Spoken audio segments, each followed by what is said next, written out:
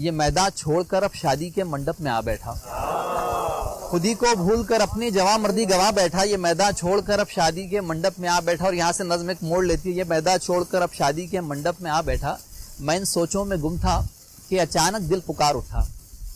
मैं इन सोचों में गुम था कि अचानक दिल पुकार उठा कि इस घोड़े को क्या गैरत, ये बस एक जानवर ठहरा। भला क्या ही ज़मीर इसका, भला कैसी खुदी इसकी। भला क्या ही ज़मीर इसका, भला कैसी खुदी इसकी, कि इंसानों के ही बस में हरदम जिंदगी इसकी। अगर अफसोस करना है तो करो उन नौजवानों पर। अगर अफसोस करना है तो करो उन नौजवानों पर जो मैदानों से हटकर आ चुके हैं चाय खानों पर।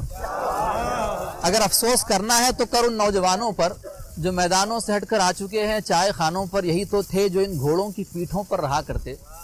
यही तो थे जो इन घोड़ों की पीठों पर रहा करते। हक़ व बातिल की जंगों को हरारत जो दिया करते। यही घोड़ों पे बैठे सफ़े आदा